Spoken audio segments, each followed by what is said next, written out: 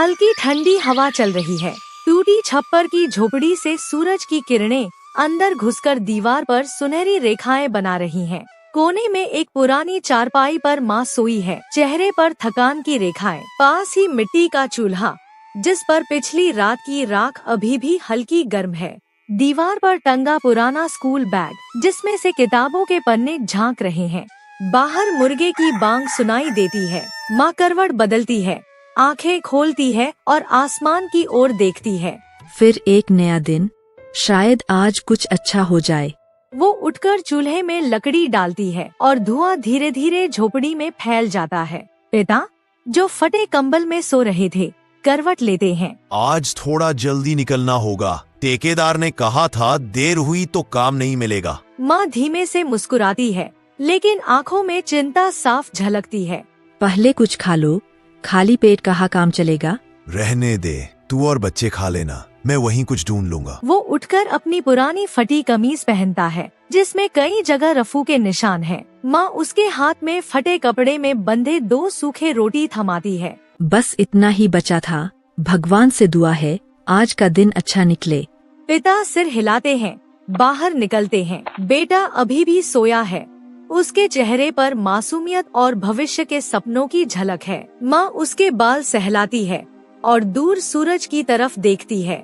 मेरे लाल के जीवन में भी एक दिन उजाला जरूर आएगा। माँ चूल्हे के पास बैठी है, उसके बाल खुले हैं, माथे पर पसीने की बूंदें चमक रही हैं। चूल्हे की आंच कमजोर है, लकड़ियाँ गीली हैं, धुआं आँखों में भर जाता है। वो बार बार आँखें पोंछती है, पर रोटी सेंकती रहती है। पास में एक पुरानी थाली रखी है जिसमें थोड़ा सा आटा है। बेटा लगभग 10 साल का बगल में बैठा किताब खोलने की कोशिश कर रहा है, लेकिन पेट की भूख ध्यान भटका रही है। अम्मा, कब बनेगी रोटी? बहुत भूख लगी है। बस बेटा, थोड़ी देर में तैयार हो जाएगी। देख, तेरे लिए मैं गोल गोल रोटी बना रही हूँ। वो रोटी को पलटती है, किनारे कच्चे रह जाते हैं, बीच में जलने लगते हैं। माँ झट से उसे उतारती है, लेकिन रोटी आधी कच्ची है। अम्मा, ये आधा पकी है। हाँ बेटा, आज आग भी जैसे रूठ गई है, तू बस नमक लगाकर खा ले, पेट में चला जाएगा। कोई बात नहीं अम्मा, अध पकी भी तेरे हाथ की बनी है, मजा तो आएगा ही। माँ की आंखें भर आती हैं। वो बेटे के सिर पर हाथ रखती है, उसके चेहरे पर प्यार और दर्द दोनों झलकते हैं। दूर कहीं से मंदिर की घंटी की आवाज आती है। चूल्हे की लकड़ी टूटकर गिरती है, धुआं झोपड़ी में फैल जाता है। माँ खांसती है पर मुस्कुराती रहती है, जैसे वो अपने आंसू बेटे से छिपाना चाहती हो। पिता झोपड़ी के बाहर खड़े हैं, कंधे पर पुराना फटा हुआ झोला लटकाए हुए, हाथ में टिफिन नहीं बल्कि कपड़े में बंधे 2 सूखी रोटी हैं। पैरों में टूटी फूटी चप्पलें, आँखों में जिम्मेदारी की गहराई। माँ दरवाजे पर खड़ी है, बेटे का हाथ पकड़े हुए। झोपड़ी के पास की मिट्टी अब भी रात की नमी में गीली है। सावधानी से जाना जी, पिछले हफ्ते भी वही ईंट गिरने से चोट लगी थी। अरे अब ईंट से क्या डरना, पेट के लिए तो पत्थर भी उठाने पड़ते हैं। बाबा, आज जल्दी लौट आना ना, मैं स्कूल के बाद आपके साथ खेत जाऊंगा। पढ़ाई कर ले मेरे लाल, ताकि तू कभी मजदूर न बने। तेरे बाबा की यही तमन्ना है। माँ के चेहरे पर हल्की मुस्कान और आँखों में नमी दोनों साथ साथ हैं। भगवान तुम्हारा दिन अच्छा करे, और हाँ, भूखा मत रहना। भूख तो अब आदत बन गई है, पर तेरी और बच्चे की मुस्कान ही पेट भर देती है।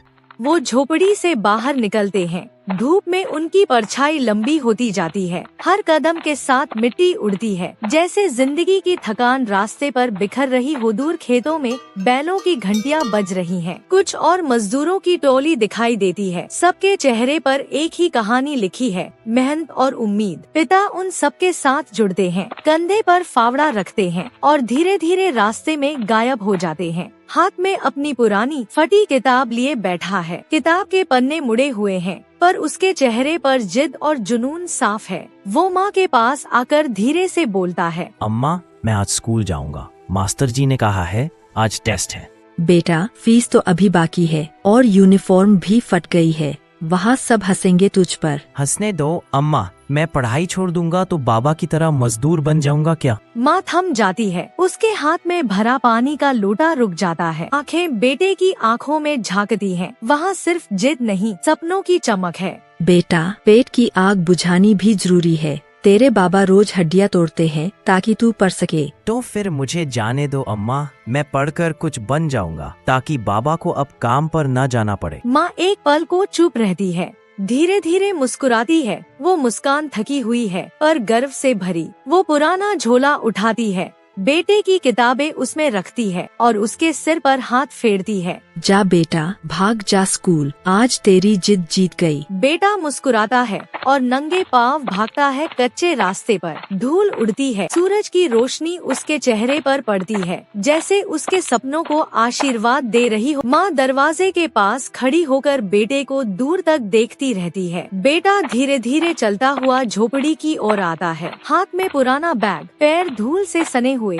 आँखों में आंसू तैर रहे हैं। माँ कपड़े सिल रही है, उसके हाथों में सुई धागा है, पर आंखें बेटे के चेहरे से सवाल पूछ रही हैं। क्या हुआ बेटा, ऐसे मुंह लटकाए क्यों आया? अम्मा, मास्टर जी ने कहा है अगर कल तक फीस नहीं दी तो स्कूल से नाम काट देंगे। फीस कितनी? 50 रुपए। माँ की आंखें झुक जाती हैं। वो अपने पास रखे छोटे डिब्बे को खोलती है, उसमें बस कुछ सिक्के हैं, कुल 12 रुपए। वो धीरे धीरे उन्हें गिनती है, फिर बेटे की ओर देखती है। बस इतना ही है बेटा, तेरे बाबा को मजदूरी की रकम अभी मिली नहीं। तो क्या मैं अब स्कूल नहीं जा पाऊंगा अम्मा? माँ उसकी ओर बढ़ती है, उसके चेहरे को दोनों हाथों से थाम लेती है। नहीं बेटा, तू जाएगा, मैं कुछ न कुछ कर लूंगी, अपने कान की बाली बेच दूंगी तो भी सही। बेटा तुरंत सिर हिलाता है। नहीं अम्मा, मेरे गहने नहीं बेचने, मैं किसी तरह खुद दूंगा फीस। कभी माँ बाप के आंचल को बोझ मत समझना बेटा, तेरा स्कूल जाना ही तो हमारी सबसे बड़ी कमाई है।